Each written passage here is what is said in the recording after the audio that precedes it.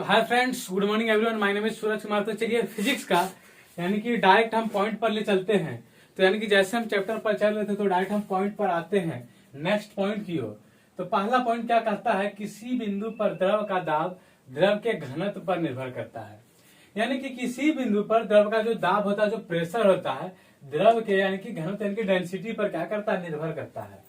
फिर घनत्व अधिक होने पर यानी कि दाब अधिक होता है, यानी कि घनत्व अधिक होगा तो दाब भी अधिक होगा, अगर घनत्व कम होगा तो दाब भी कम होगा। तो वही कहा था कि किसी बिंदु पर द्रव का दाब द्रव के घनत्व पर निर्भर करता है, यानी कि घनत्व अधिक होने पर दाब अधिक होता है और घनत्व कम होने पर क्या हो जाता है, दाब भी कम होता है। फिर गलनांक का प्रभाव, जो कि बहुत ही इंपॉर्टेंट चीज है, गलनांक का प्रभाव यानी कि गलनांक पर क्या प्रभाव है। पहला यानी कि नंबर 1 क्या है, गर्म करने पर जिन पदार्थों का आयतन बढ़ता है, यानी कि गर्म करने पर जिन पदार्थों का आयतन बढ़ता है, दाब बढ़ाने पर उनका गलनांक भी बढ़ जाता है। यानी कि जिन पदार्थों को हम गर्म करेंगे जिसका आयतन बढ़ जाता है, फिर दूसरे पदार्थ को भी हम गर्म करेंगे जिसका आयतन घटेगा, उसका क्या होगा, गलनांक भी घट जाएगा। पहला पॉइंट क्या है, गर्म करने पर जिन पदार्थ का आयतन बढ़ता है और दाब बढ़ाने पर उनका गलनांक क्या हो जाता है, बढ़ जाता है। फिर गर्म करने पर जिन पदार्थों का आयतन घट जाता है, दाब बढ़ाने पर उनका गलनांक भी घट जाता है। पहला क्या है, जिसका आयतन बढ़ेगा उसका गलनांक भी बढ़ेगा, जिसका आयतन घटेगा उसका गलनांक भी क्या होगा, घट जाएगा दाब बढ़ाने पर। फिर क्वथनांक पर प्रभाव, ये भी वीवीआई पॉइंट है। क्वथनांक पर प्रभाव क्या है, सभी द्रवों का क्वथनांक क्या होता है, दाब बढ़ाने पर बढ़ जाता है।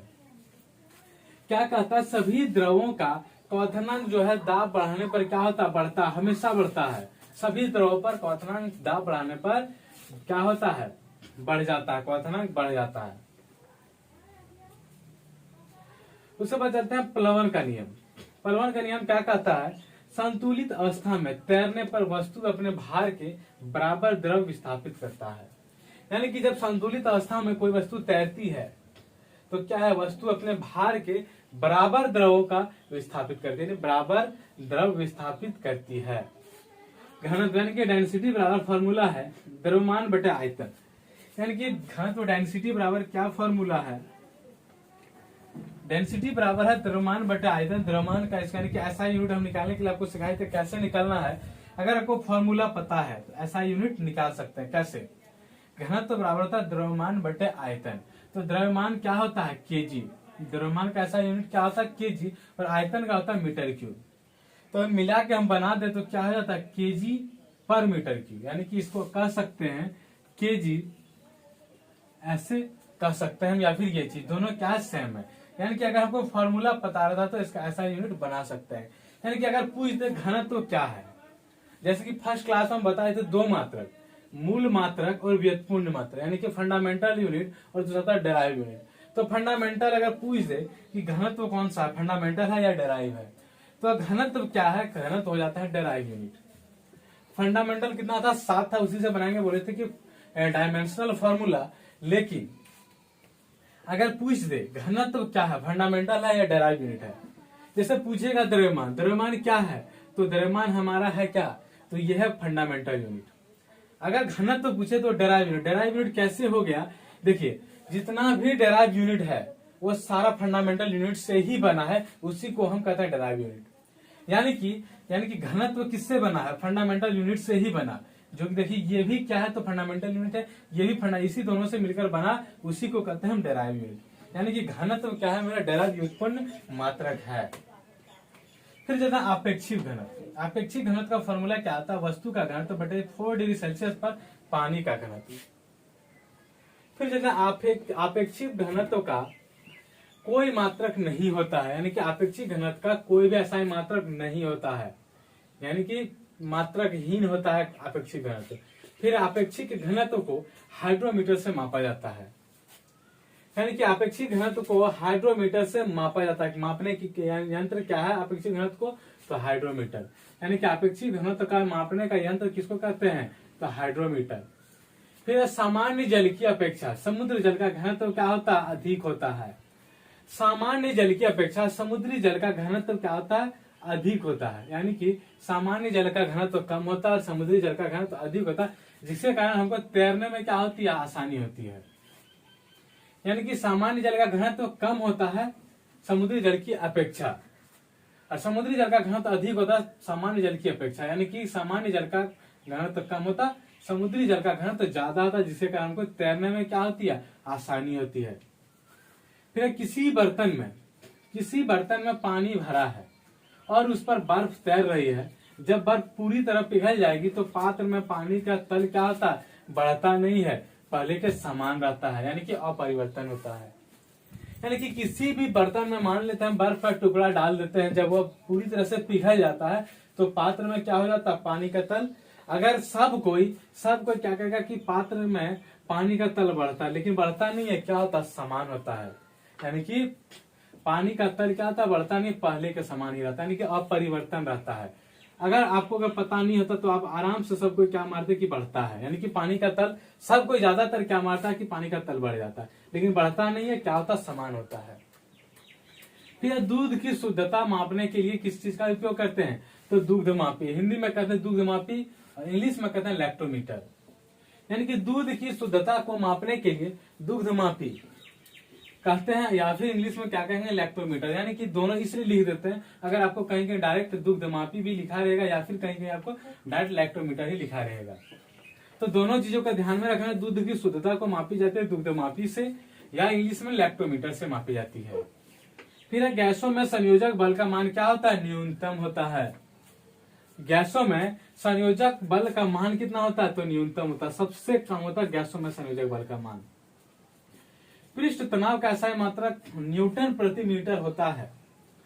पृष्ठ तनाव का ऐसा मात्रक क्या होता है, न्यूटन प्रति मीटर। यानी कि इंग्लिश में कहते हैं टेंशन, यानी कि टेंशन T बराबर क्या हो जाएगा, F/L, यानी कि फोर्स बाय लेंथ। यानी कि फोर्स का मान यानी कि ऐसा मात्रक क्या हो जाता है, न्यूटन, और लेंथ यानी कि लंबाई को किससे मापते हैं, तो मीटर से। तो क्या बन जाता है मेरा ऐसा मात्रा, पृष्ठ तनाव का जो ऐसा मात्रा हो जाता है न्यूटन प्रति मीटर।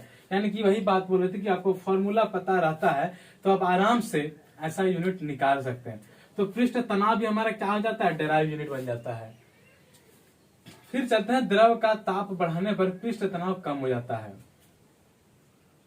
द्रव का ताप बढ़ाने पर पृष्ठ तनाव क्या हो जाता है, कम हो जाता है। ध्यान देना है, द्रव का जब हम ताप बढ़ाएंगे तो पृष्ठ तनाव यानी कि टेंशन क्या हो जाएगा, कम हो जाता है। फिर द्रव का ताप बढ़ाने पर क्रांतिक ताप पर पृष्ठ तनाव शून्य हो जाता है। पहला क्या, द्रव का ताप बढ़ाने पर पृष्ठ तनाव कम हो जाता है। दूसरा, द्रव का ताप बढ़ाने पर, यहाँ भी ताप बढ़ा रहे हैं, लेकिन क्रांतिक ताप पर क्या हो जाता है, पृष्ठ तनाव शून्य हो जाता है। यहाँ क्या होता है, द्रव का ताप बढ़ाने पर पृष्ठ तनाव कम हो जाता है, लेकिन यहाँ भी द्रव का ताप ही बढ़ा रहे हैं, लेकिन क्रांतिक ताप पर क्या हो जाता है, पृष्ठ तनाव का मान शून्य हो जाता है। तो ये सारा इंपॉर्टेंट पॉइंट है, सारा इंपॉर्टेंट है। पहला क्या, घनत्व अधिक होगा तो दाब भी अधिक होगा, घनत्व कम होगा तो दाब भी कम होगा। फिर गर्म करने पर जिन पदार्थों का आयतन बढ़ता है, दाब बढ़ाने पर उनका गलनांक भी बढ़ जाता है। क्या है, जिन पदार्थ का आयतन बढ़ता है गर्म करने पर, ताप देने पर, जिन पदार्थों को गर्म करने पर आयतन बढ़ता है उसका गलनांक भी बढ़ जाता है। जिन पदार्थों को वही गर्म करने पर जिनका आयतन घट जाता है तो उसका गलनांक भी क्या होता है, घट जाती है। फिर क्वथनांक पर प्रभाव क्या पड़ता है, सभी द्रव का क्वथनांक दाब बढ़ाने पर क्या होता है, बढ़ जाता है। यानी सभी द्रवों का क्वथनांक क्या होता है, प्रेशर बढ़ाने पर हमारा बढ़ जाता है। क्या होता है, प्रेशर बढ़ाने पर सभी द्रव का क्वथनांक बढ़ जाता है। फिर पलवन का नियम, क्या, संतुलित अवस्था में तैरने पर वस्तु अपने भार के बराबर भार क्या करती है, द्रव स्थापित करती है। यानी कि कोई भी वस्तु द्रव में तैर रही है तो जो वो पानी हटाता है तो वो कितना हटाता है, अपने भार के बराबर।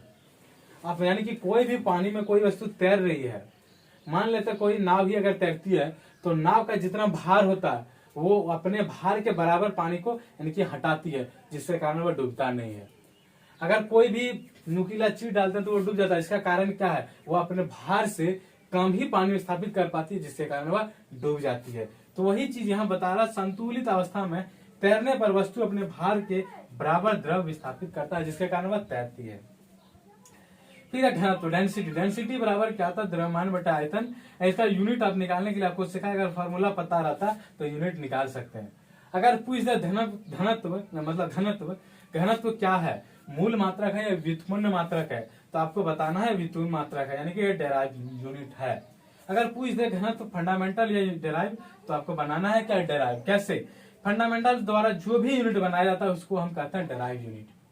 यानी कि ये सब सारा चीज जितना बना है हम किससे बनाए, तो बनाए हैं फंडामेंटल यूनिट से। फंडामेंटल यूनिट आपको साइड में फर्स्ट क्लास में लिखा हुआ था 7 होता है, उसी 7 से हम बना है ये डेराइव यूनिट।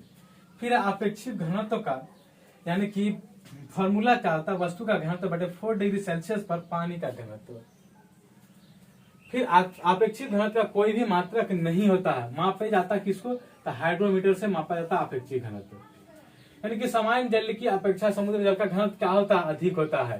किसी बर्तन में पानी भरा है और उस पर बर्फ तैर रही है, जब बर्फ पूरी तरह से पिघल जाएगी तो पात्र में पानी का तल क्या होता है, बढ़ता नहीं है, समान हो जाता है। दूध मापा जाता है, दूध की शुद्धता दूध मापी से, इलेक्ट्रोमीटर से। गैस में संयोजक बल का मान न्यूनतम होता है। पृष्ठ तनाव का सही मात्रा होता है न्यूटन प्रति मीटर। द्रव का ताप बढ़ाने पर पृष्ठ तनाव कम हो जाता है और द्रव का ताप बढ़ाने पर क्रांतिक ताप पर पृष्ठ तनाव क्या जाता है, शून्य होता है, टेंशन शून्य होता है। फिर मिलेंगे अगले क्लास में, तब तक के लिए थैंक यू।